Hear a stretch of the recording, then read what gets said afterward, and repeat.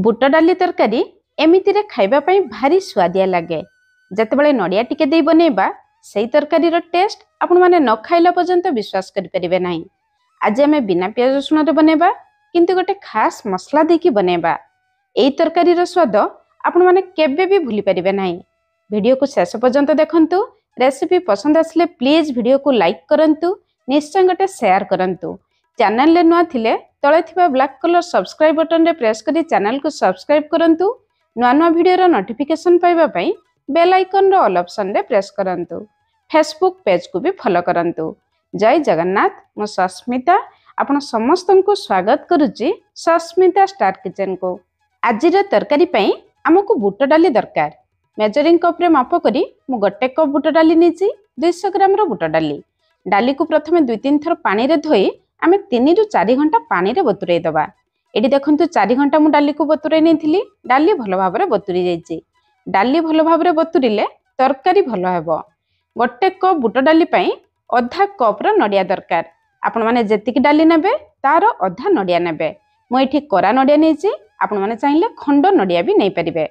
एबे grinder jar रे आमे बुट डाली को दे दबा। बुट डाली सहित आमे नेथिबा नडिया को भी दे दबा। आधा इंच रो अदा दबा, गोटे कंचा लंका दबा, आधा छोट चामच कंचा जीरा दबा। एबे सेतरा में पानी दबा। सेम मेजरिंग कप रे गोटे कप पानी नबा। प्रथमे आधा कप देई बाटिबा, तापरे बळका रखितिबा आधा कप पानी देई बुट डाली नडिया को पूरा चिकन भाव रे बाटी आनिबा। बुट डाली नडिया बटा एबे हम रेडी ही गला। आउ आधा कप पानी नबा, ग्राइंडर जार रे देई ग्राइंडर जार को भलो भाव रे परिष्कार करी दे दबा। ता माने ए मिक्सचर रे आमे टोटल 1.5 कप पानी देले। गोटे कप पानी दे बाटी थिले, एबे आधा कप पानी देले। आमे गोटे कप बुट डाली नै थिले, आधा कप नडिया दे थिले, ता माने 1.5 कप रो जिंस नै थिले, ता सहित 1.5 कप रो पानी देले। ई मेजरमेंट मने रखिबे। एबे सेतिरे स्वाद अनुसार लूण, अल्प हळदी गुंड दे भलो भाव रे गळे नबा। बुट डाली नडिया बटा रो मिक्सचर को आपण माने एतिकी पानिया रखिबे। एबे चलंतु रोसे स्टार्ट करिबा। कढ़ई को प्रथमे भलो भाव रे गरम करिबा। कढ़ई गरम ही जिबा परे आमे गोटे छोट चामच तेल दबा। तेल गरम ही जिबा परे आधा छोट चामच जीरा दबा, आधा छोट चामच रु टिके कम जुआणी दबा। जुआणी देले बहुत बढ़िया बास्ना आसीबो। बुट डाली बहुत जल्दी हजम ही जिवो। 2-3 पिंच हिंगु दबा। जेहेतु बिना प्याज रसुण तरकारी अल्प हिंगु देबे, बहुत बढ़िया बास्ना आसीबो। भलो कलर पई अल्प काश्मीरी लंका गुंड दबा। ध्यान रखिबे गैस रो फ्लेम पूरा लो रखी ए सब जिंस देबे। मसला को जमा तेल रे पड़िबे नाही। तापरे गैस रो फ्लेम पूरा लो रखी गोटे हाथ रे जेमिति मु मिक्सचर देली आपण माने देबे, अन्य हाथ रे लगातार घांटीबे। गैस रो फ्लेम पूरा लो रखिथिबे, जमा मीडियम करिवे नाही किंबा हाई करिवे नाही। लगातार घांटीबे, घांटीबा छाड़िबे नाही, नहले ए जंतुणी रे बिंडा बा लम्स आसी जिवो। धीरे धीरे देखिबे बुट डाली नडिया बटा पूरा भलो भाव रे मिसी जिवो, जमा भी लम्स किंबा बिंडा रहिबो नाही। गैस रो फ्लेम पूरा लो रखी आपण माने 6-7 मिनिट पर्यंत ए जंतुणी को बनेबे। 6-7 मिनिट परे देखिबे जंतुणी धीरे धीरे बहलिया ही जिवो, कढ़ई छाड़िबा स्टार्ट हेबो। एतिकी बहलिया हेले बाहर को बाहर करि आनिबे। याठारु बेसी बहलिया करिवे नाही। तापरे एमिति गोटे असादिया प्लेट नबा।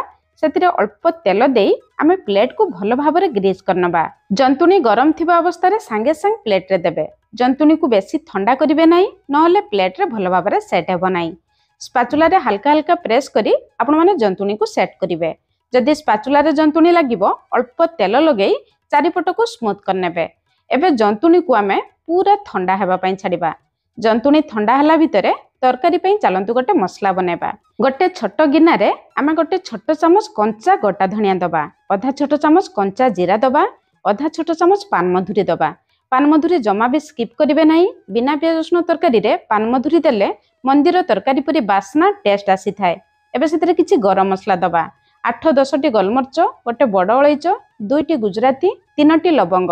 बड़ अलैच निश्चय भाव रे देबे। तरकारी रो टेस्ट बास्ना पूरा मंदिर तरकारी परी आसीबो। अल्प पानी देई ए मसला को 10 रु 15 मिनिट आमे बतुरैया पई छाड़िबा। मसला को एमिति पानी रे बतुरई तरकारी बनेले तरकारी रो बास्ना टेस्ट बहुत बढ़िया आसे। ग्राइंडर जार नै आमे 1 इंच रो अदा दबा, 2 बड़ चामच नडिया करा दबा। आपण चाहिले खंड नडिया भी दे परिबे।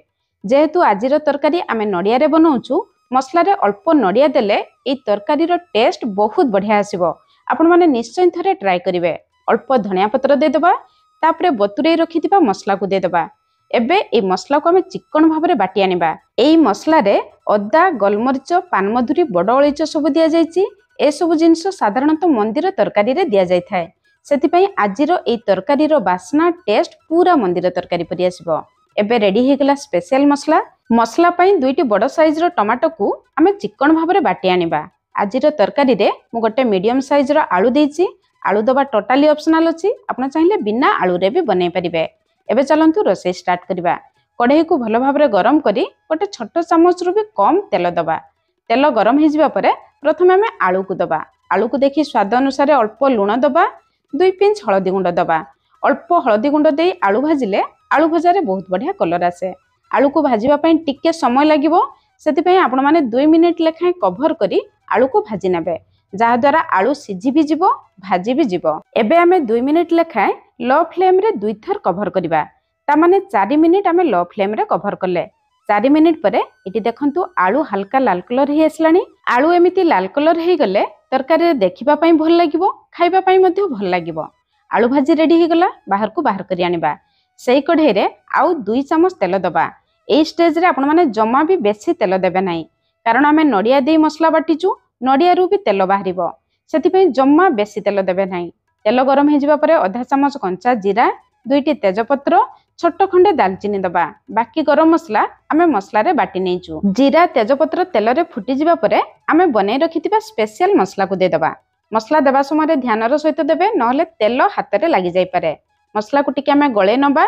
एबे ए मसला रे आमे आधा छोट चामच काश्मीरी लंका गुंड दबा। तरकारी रे बहुत बढ़िया कलर आसीबो, बेसी राग न थाए। राग पई आधा छोट चामच रु टिके कम राग लंका गुंड दबा। अल्प गोलमरीच आमे मसला रे बाटीचे। बुट डाली सहित गोटे कंचा लंका भी बाटीचे। आपण माने देखिकी लंका गुंड देबे, जेतिक राग खाइबे सेही हिसाब रे देखिकी लंका गुंड देबे। आधा छोट चामच हळदी गुंड दे दबा। बुट डाली रे भी आमे अल्प हळदी गुंड देथिले। एबे ए मसला को भलो भाबरे कसी नबा। गैस रो फ्लेम लो मीडियम रखी तेल बाहरिबा पर्यंत भलो भाबरे कसी नेबे। जेहेतु आमे कंचा नडिया देइचे, मसला जदि कंचा रहि जिवो तरकारी रे खाइबा पई भल लागिबो नाही। मसला कसी जिबा परे आमे बाटी रखिथिबा टमाटर प्यूरी के दे दबा। ग्राइंडर जार धोई 2-3 चामच पानी दे दबा। पानी दे सारिबा परे आमे मसला को देखि स्वाद अनुसार लूण दबा। बुट डाली पई बुट डाली नडिया बटा सहित आमे लूण देथिले। एबे ए मसला को आमे कवर करी लो मीडियम फ्लेम रे मसला रु तेल बाहरिबा पर्यंत कसी नबा। सेई भितरे आमे बुट डाली को चेक करिबा। बुट डाली पूरा ठंडा हे जिबा परे आमे छुरी रो दुई पट साइड रु अल्प तेल लगे काटी नबा। प्रथमे साइड रु काटी नेबे, तापरे देखंतु जेमिति मु काटी नेली आपण माने सेमिति काटी नेबे। बुट डाली गरम थिबा अवस्था रे जमा भी काटिबे नाही, नहले प्लेट रु छाड़िबो नाही। एटी मु डायमंड पीसेस रे काटी नेली, आपण चाहिले स्क्वायर पीसेस रे काटी नै परिबे। छोट बड़ जेमिति पसंद आपण माने सेमिति काटी नै परिबे। काटिबा समय रे एटी देखि कि जानि परथुबे बुट डाली पूरा प्लेट रु बाहरी जाईची, ता माने हमर जंतुनी पूरा परफेक्ट हिची। जंतुनी जदि पूरा परफेक्ट हितिबो ताहले प्लेट रु पूरा इजीली बाहरी जिवो। जंतुनी जदि ठीक हे नथिबो प्लेट रे चिपकी के लागि जिवो। बुट डाली नडिया रो एई पनीर गुडी को आपण माने गोटे एयर टाइट कंटेनर रे फ्रीजर रे 5 रु 6 दिन स्टोर करी रखि परिबे। जेतेबेले दरकार बाहर को बाहर करी आनिबे, हल्का तेल रे भाजी तरकारी बनै परिबे। देखंतु पनीर हमर केते नरम हेची। आजि एतिकी तरकारी बनेबी, बळका गुडी को मु सेमिति स्टोर करी रखि नेबी। एपटे चलंतु मसला को चेक करिबा। 6-7 मिनिट परे एटी देखंतु मसला ऊपर को तेल आसी जाईची। नडिया रु देखंतु हमर केते तेल बाहरिची। सेति पई मु कहितिली मसला कसिबा समय रे अल्प तेल देबे। एबे मसला हमर कसी जाईची। एई स्टेज रे आमे भाजी रखितिबा आलू को दे दबा। आलू को देई आउ 2 मिनिट लो फ्लेम रे कवर करिबा, जहा द्वारा आलू मसला सहित भलो भाबरे कसी जिवो, आलू हल्का भी सिझी जिवो। 2 मिनिट परे एटी देखंतु मसला रो कलर पूरा चेंज हे जाईची। ता माने हमर मसला कसी की पूरा रेडी हे जाईची। एबे सेतरा में गरम पानी दबा। मसला कसी सारिबा परे जम्मा ठंडा पानी देबे नाही। पानी टिके अधिक देबे, कारण आमे पनीर भी दबा। पानी दे सारिबा परे हाई फ्लेम करी पानी को भलो भाबरे फुटिबा पई छाडिबा। पानी फुटी जिबा परे गैस रो फ्लेम लो मीडियम करी आमे 4-5 मिनिट झोल को फुटिबा पई छाडिबा। एपटे गोटे तावा गरम करी आमे गोटे चामच तेल दबा। आपण चाहिले अधिक तेल देई ए नडिया रो पनीर गुडी को भाजी नै परिबे। मु किंतु अल्प तेल रे भाजीबी, कारण तरकारी रे भी बहुत तेल अछि। गैस रो फ्लेम मीडियम रखी आमे दुई पट साइड को एपट सपोर्ट करी लाल कलर हैला पर्यंत भाजी नबा। भलो भाबरे भाजिबे। जदि टिके कंचा रहि जिवो ताहले तरकारी रे टिके कंचा लागिवो। जदि आपण माने अधिक तेल देई भाजी नेबे ताहले तरकारी रे आउ टिके टेस्ट बढ़िवो। किंतु मु अल्प तेल दे भाजी नेली। एमिति लाल कलर हो जावा परे बाहर को बाहर करी आनिबा। एपटे झोल देखंतु 5-6 मिनिट भल भाबरे फुटी जाइछि, तेल ऊपर को आसी जाइछि। झोल देखंतु एतिकी बहलिया अछि, एतिकी बहलिया थिबो आमे बनै रखिथिबा पनीर गुड को दे देबा। पनीर दे सारिबा परे झोल आउ टिके कमी जिवो, हल्का गळे नबा। भल बासना पई शेषरे किछि कटा होइतिबा धनिया पत्र दे देबा। एबे आमे गैस रो फ्लेम लो मीडियम रखी 4-5 मिनिट कवर करिबा, जहा द्वारा सबु मसला रो फ्लेवर आम नडिया बुट डाली पनीर भितर को आसी जिवो।